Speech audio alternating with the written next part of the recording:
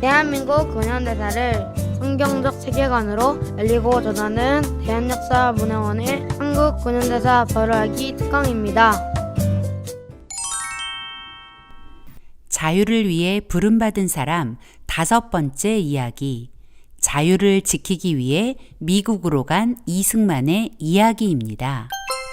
우생마사라는 사자성어를 들어보셨나요? 평상시 잔잔한 강이나 호수에 소와 말을 풀어놓으면 둘 다 헤엄쳐 살아나옵니다.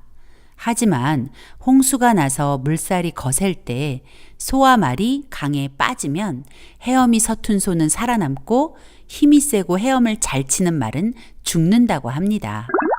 말은 거센 물살을 거스르려고 발버둥 치다 힘이 빠져 죽지만 소는 물이 흐르는 대로 떠내려가며 육지를 밟고 살아나는 데서 나온 말입니다. 이승만의 인생이 바로 우생마사와 같다는 생각이 듭니다. 그가 자신의 지혜와 능력을 믿고 저항하던 때 오히려 절망뿐이었다면 그가 기독교로 개종하고 난 후 하나님의 인도하심에 자신을 맡기고 나면서부터 그의 인생은 놀라움의 연속이었습니다. 자, 이제부터 하나님과 동행하며 놀라운 역사를 주도한 이승만의 행보를 따라가 보겠습니다. 이번 시간엔 먼저 이승만이 조선을 넘어 드디어 세계 무대로 걸어 들어가는 그 시작점, 미국 유학 이야기를 해볼까 합니다. 1904년 8월 7일 이승만이 투옥된 지 5년 7개월 만에 한성 감옥에서 추록했을 때 대한제국은 여전히 러일 전쟁이 진행되고 있었습니다. 물론 전쟁의 양상은 일본의 승리로 기울어져 있었죠. 이승만은 추록 당시 대한제국의 상황을 그의 비망록에 이렇게 기록했습니다. 내가 감옥의 낡은 철문을 걸어 나왔을 때 대한제국 정부에 대한 러시아의 영향력은 이미 분쇄되었고 승리한 일본군은 대한의 목을 조르고 있었다. 일본은 대한의 독립을 위해 싸우고 있다고 전 세계에 알려져 있었고 그래서 서방 국가들의 정신적 내지는 물질적인 지원을 받고 있었는데 지금 일본은 대한을 그들의 군대 소나기에 넣었고 그들이 보호할 것이라고 약속했던 바로 그 삶을 대한에서 약탈하기 시작했다. 정말 그랬습니다. 을사늑약이나 한일합방까지 갈 것도 없이 이미 조선은 일본의 소나기에 들어가 있는 상황이었죠.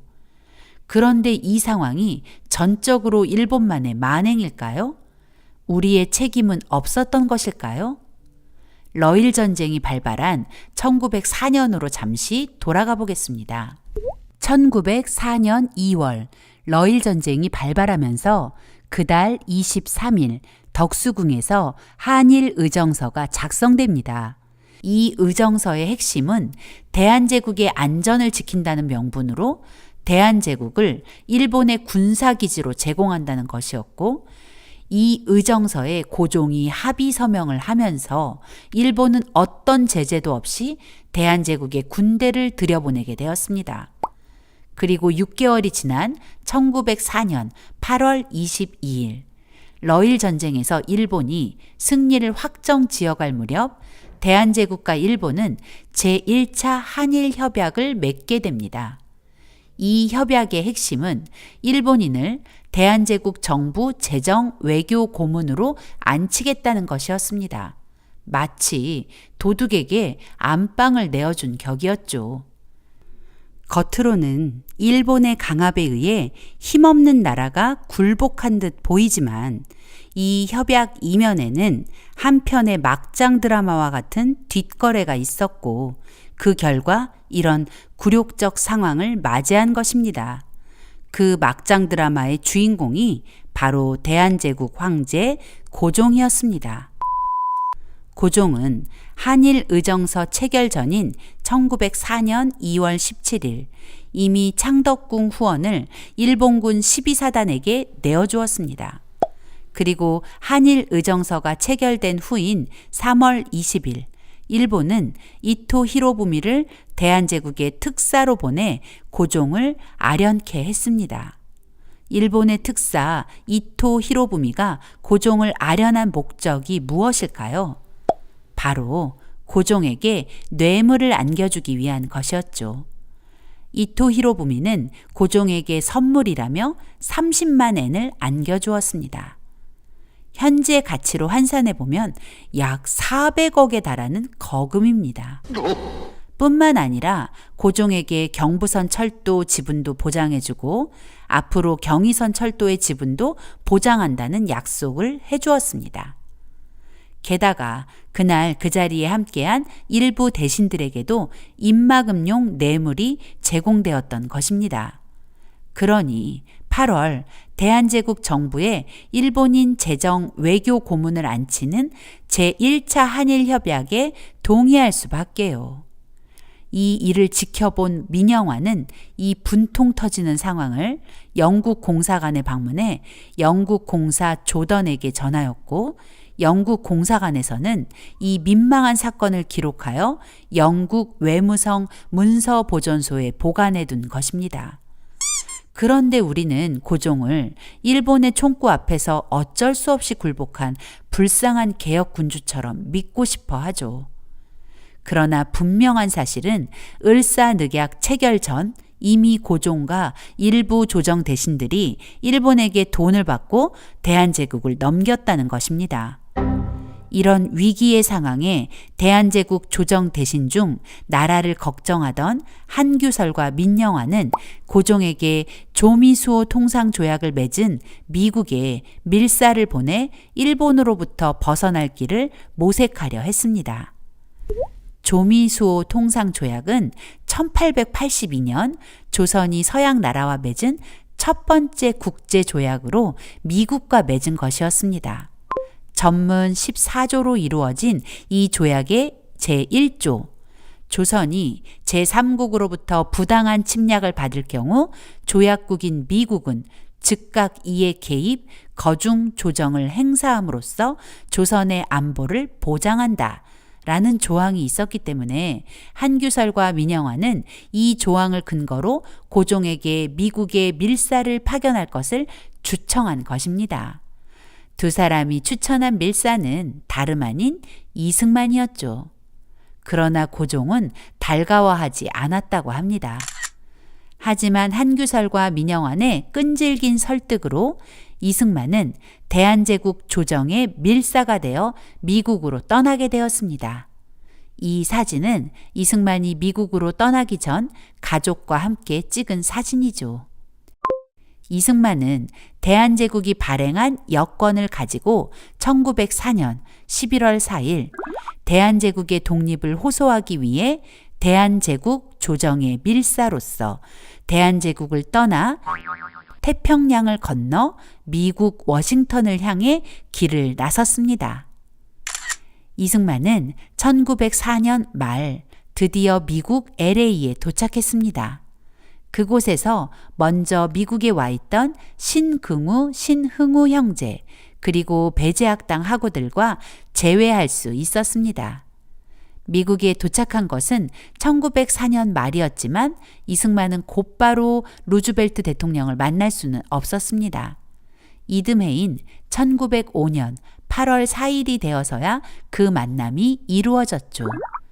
이승만이 미 합중국 대통령 루즈벨트를 만나 대한제국의 위태함을 알리고 대한의 독립을 보존할 수 있도록 도움을 청하러 가는 길에는 그 당시 하와이에 살던 윤병구 목사가 동행했습니다. 이승만과 윤 목사가 루즈벨트를 만나러 가는 그날 뉴욕 타임즈에는 대한제국 조정의 밀사 이승만과 윤병구 목사가 시오도 루즈벨트 대통령을 만나 독립청원서를 제출하게 될 것이다 라는 기사가 실렸습니다.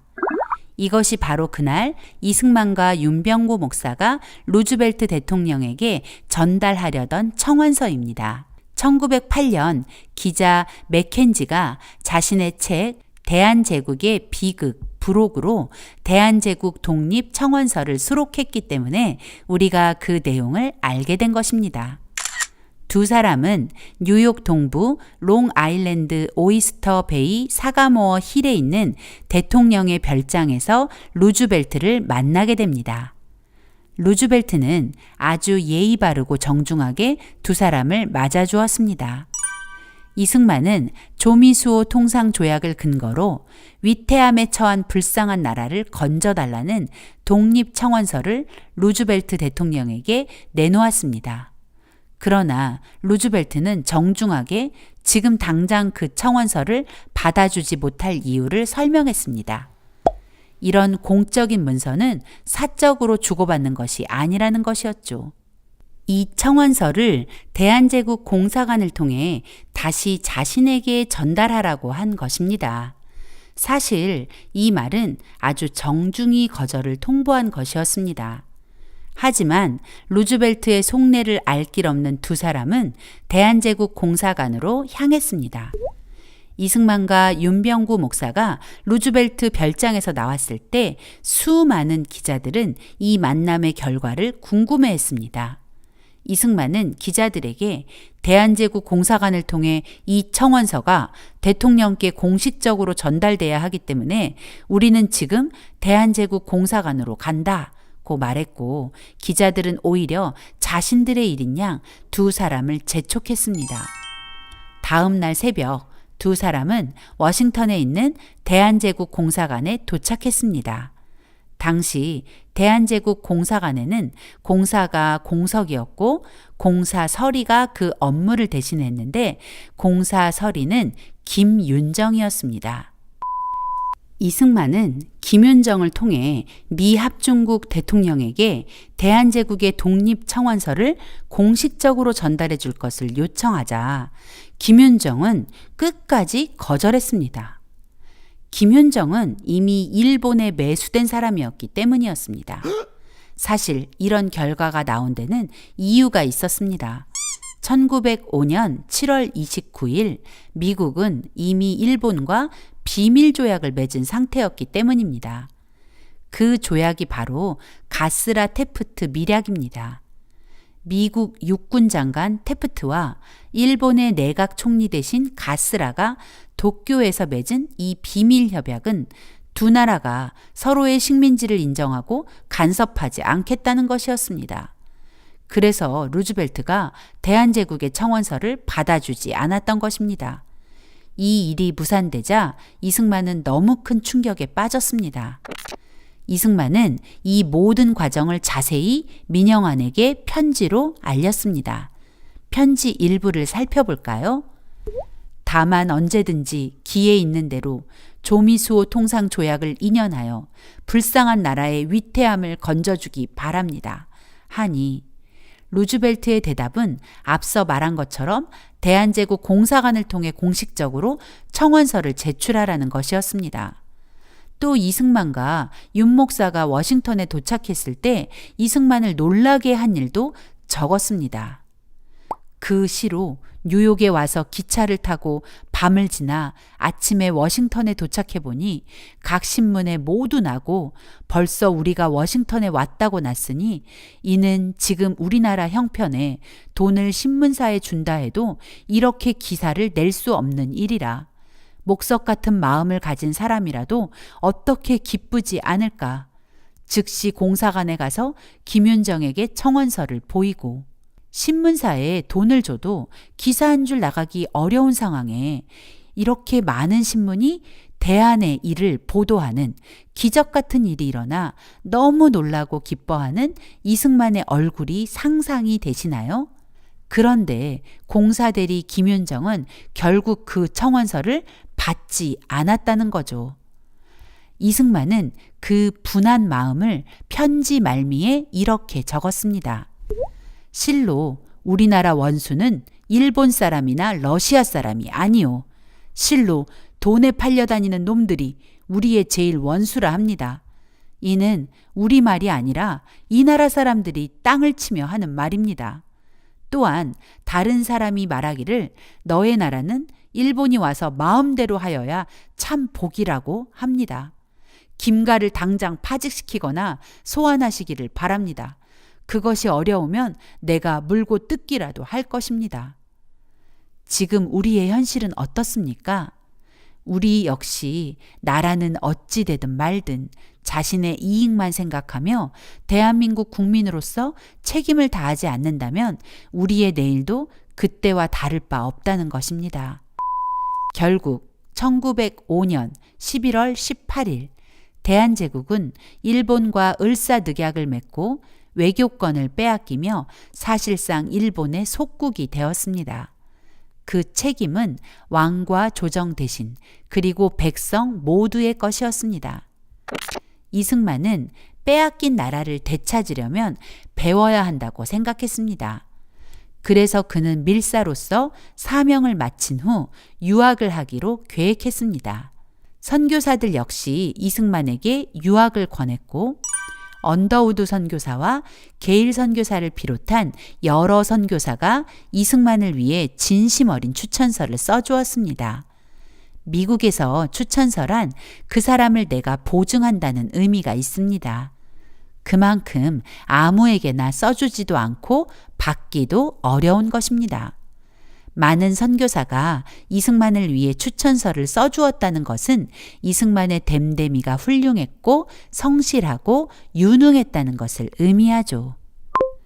게일 선교사는 워싱턴 및 미국 각지에 있는 기독교 형제들에게 그리고 워싱턴 개학교회의 루이스 햄린 목사님에게 보내는 2통의 추천서를 써주었는데 게일 선교사는 이 추천서를 통해 이승만이 어떤 사람인지 정확히 설명하고 있습니다.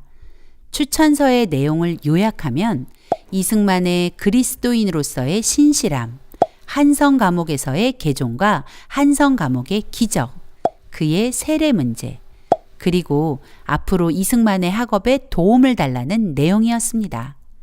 이승만은 언더우드 게일 선교사와 여러 선교사의 추천서를 합하여 모두 19통의 추천서를 가지고 미국에 온 것입니다.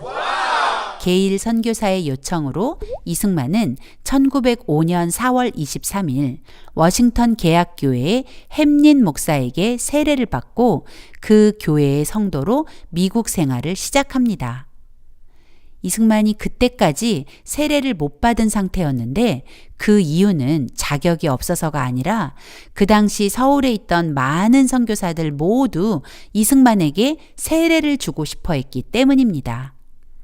이승만이 서울에 있을 때 게일 선교사님에게 세례를 받고 싶다고 요청했지만 게일 선교사는 동료 선교사들의 마음을 생각하여 미국의 햄린 목사에게 세례를 부탁한 것이죠.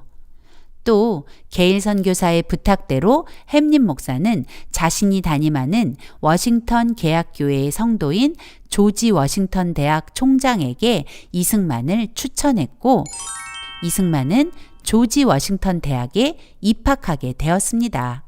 배제학당에서 공부한 학력이 인정되어 조지 워싱턴 대학 2학년 2학기로 편입하여 2년 동안 영어, 미국사, 유럽사, 프랑스어, 철학, 천문학, 경제학 등을 수강하며 1907년 6월 5일 학사학위를 받았습니다. 이어서 하버드에서 석사과정을 시작했는데요. 그는 1년 만에 석사과정을 마쳤다고 합니다. 정말 빠른 속도였죠? 1907년부터 1908년까지 1년 동안 미국사, 유럽사, 경제학, 국제법과 중재 등의 과목을 수강했고 19세기 이탈리아 건국과정 연구라는 제목의 논문으로 석사학위를 받게 되었죠. 논문 제목만 봐도 이승만이 얼마나 역사와 국제 정세에 관심을 가지고 있었는지 알게 됩니다. 사실 이승만의 하버드 시절은 너무나 큰 고통의 시간이었습니다. 1908년 3월 23일 미국 샌프란시스코의 친일 인사인 대한제국 정부 외교 고문을 맡고 있던 미국인 스티븐스가 저격당해 살해된 사건이 벌어졌습니다. 그를 저격한 사람은 전명훈과 장인환이었습니다. 당시 미국과 일본은 친밀한 동맹 관계를 맺고 있었고 대부분의 미국인들이 일본의 실체를 알지 못했던 터라 이 사건 이후 한인에 대한 미국인들의 태도는 얼음장같이 변했습니다. 이승만에게도 그 여파가 미쳐 석사 과정을 밟는 동안 큰 어려움을 겪어야 했습니다. 그럼에도 이승만은 나라를 되찾아야 한다는 사명감으로 그 시간을 견뎌낸 것이죠. 그리고 이승만은 1908년 프린스턴 대학에서 박사과정에 들어갔습니다. 프린스턴에서 이승만은 정치학과 국제법을 집중적으로 공부했습니다.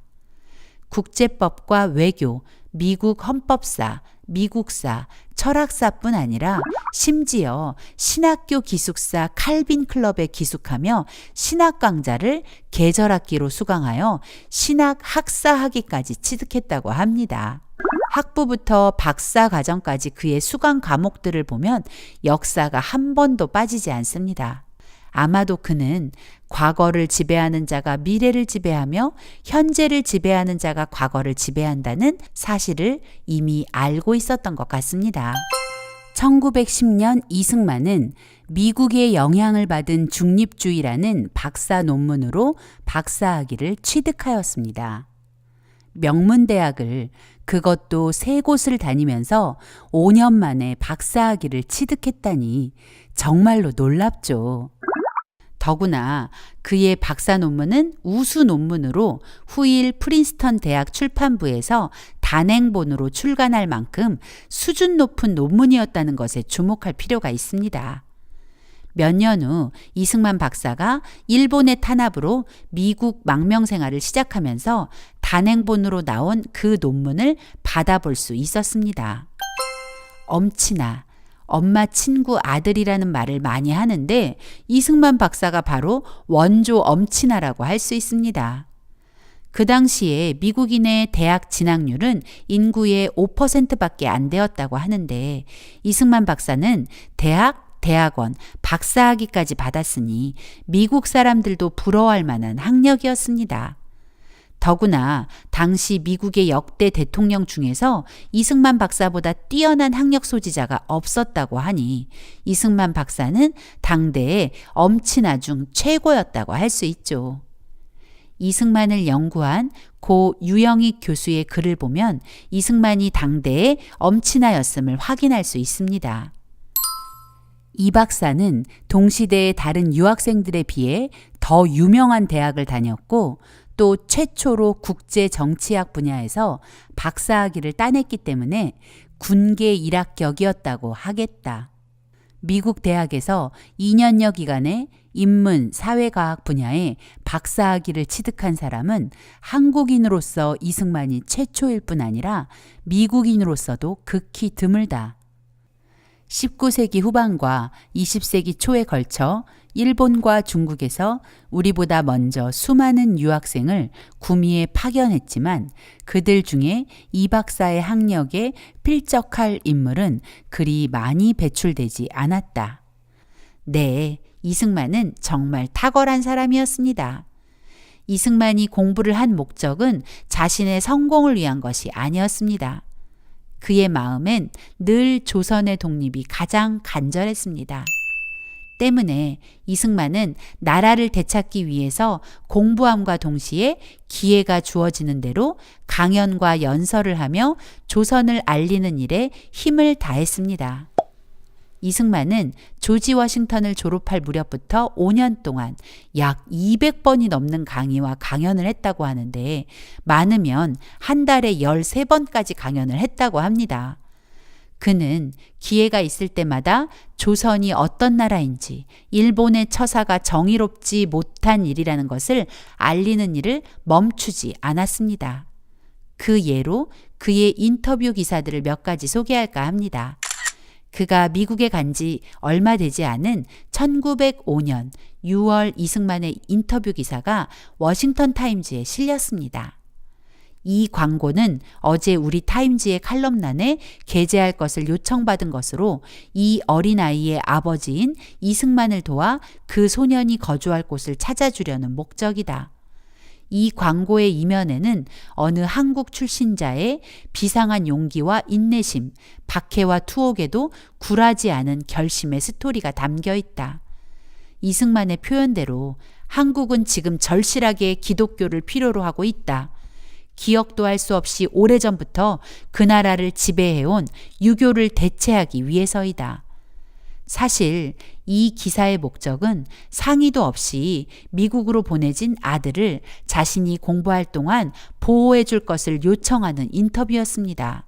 하지만 이승만은 그 기회를 잡아 조선의 상황을 이야기했고, 그를 인터뷰한 기자는 이승만의 말에 매료되어 이승만의 말들을 신문에 고스란히 옮겨주었습니다. 이승만은 러일 전쟁의 영향에 대해서 신문을 통해 일본은 약속을 지키지 않을 것이며 한국은 명목상의 독립만을 유지할 것이고 일본의 군사적 지배가 은자의 왕국 구석까지 퍼질 것이다 라고 담대하게 외친 것입니다. 1907년 6월 13일자 워싱턴 포스트는 이승만이 YMCA에서 강연한 내용을 조용한 아침의 나라 한국이라는 제목으로 소개했습니다. 이승만은 강연에서 한국의 풍물 사진까지 동원했다. 이승만이 보여준 100매가 넘는 사진 중에는 장옷을 입고 언제나 눈을 내리깔고 나들이 하는 중인 계급 부인들의 사진도 포함되어 청중의 호기심을 자극했다. 한국의 양반집 여인들에 관한 슬라이드를 보여주지 못하는 이유는 지체 높은 여인네들은 집 밖으로 나서지 않기 때문이라고 설명했다. 연설을 마치자 청중 수백 명이 이승만에게 박수갈채를 보냈다. 조선의 문화를 알리는 것이 무슨 나라를 구하는 일인가 싶으시죠? 당시 미국에는 조선과 일본이 한 나라라고 생각하는 이들이 많았습니다. 또는 일본이 조선을 지배하는 것이 조선의 좋은 일이라고 생각하기도 했죠. 일본의 언론 플레이는 정말 놀라웠으니까요. 때문에 이승만은 조선의 고유한 문화를 알려 조선이 독립적인 나라라는 것을 말하고 싶었던 것입니다. 또 뉴저지주 뉴여크에서 발행한 모닝 스타지 1907년 7월 25일자 이승만 인터뷰 기사는 아시아 전체를 집어삼키려는 일본과 러시아의 야욕은 마찬가지다. 그러나 방법에서 두 나라는 다르다. 지나친 자만으로 충만한 러시아는 러일 전쟁 기간 중 외부 비판에 별로 신경을 쓰지 않았다. 그러나 일본은 달랐다. 선량해 보일 필요가 있다는 생각에 서양 문명이라는 양가죽으로 늑대의 본성을 위장하려고 애썼다. 결과적으로 러시아는 빈수레가 요란한 셈이었다. 그러나 일본의 총은 조용히 적의 심장을 겨눈다. 일본에 굴복한 한국인은 아무도 없다. 강대국들은 정의의 대의를 위해 한마디도 못하고 있다. 일본을 자극해 극동의 상업적 이해관계에 영향을 미칠 것이 보이지 않는가? 약소국들에 대한 불의로 얼룩진 평화를 영원히 지속할 수는 없다. 이승만이 하버드에서 석사과정을 공부할 당시인 1907년 평양에서는 장대현 교회를 시작으로 놀라운 대부흥이 번져가고 있었습니다. 이승만이 이런 기회를 놓칠 리 없었습니다. 1908년 피츠버그 1차 세계 선교 대회에서 이승만은 미국 사람들을 향해 이렇게 외쳤습니다. 나는 하나님께 감사합니다. 지금 조선은 기회를 가졌기 때문입니다. 이것은 하나님의 기회입니다. 미국의 형제 자매들이여, 이것은 여러분의 기회입니다. 이러한 사정에 있는 나라가 무엇을 필요로 할 것인가 생각해 보시고 무엇을 하실 수 있는지 보살펴 주십시오. 빨리 조선 땅에 들어가라. 그리고 조선을 깨워라. 그리고 조선을 도우라는 호소이자 조선을 살리려는 필사의 외침이었죠. 이승만은 조선의 독립에 대한 의지를 꺾지 않았습니다. 1908년 1월 1일 콜로라도 한인 애국 동지 대표자 대회 연설에서 그의 굽히지 않는 독립의지와 간절함을 느낄 수 있습니다. 미국인들은 조선이 일본에 질 것이라 말한다. 그러나 그것은 피상적인 관찰이다. 조선의 역사는 일본보다 뛰어나다. 조선은 반만 년 이상 보존되어 왔으며 결코 지구상에서 말살되지 않을 것이다. 당시 일본은 아시아 연대론, 대동아 공영을 외치며 아시아 일대를 소나기에 넣으려 했습니다. 아시아 연대론이라는 것은 아시아의 모든 나라가 일본과 힘을 합쳐서 서양 나라를 막아내자는 터무니없는 주장입니다.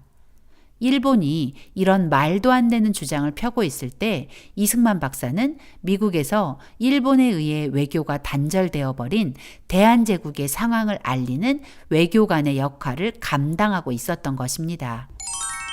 외교 통로가 단절된 상황에서 미국 대중에게 직접 대한제국의 독립이 위협받는 상황을 알리는 공공외교관으로 대한의 독자성과 정체성을 인식시키는 문화외교관의 역할을 감당하고 있었습니다.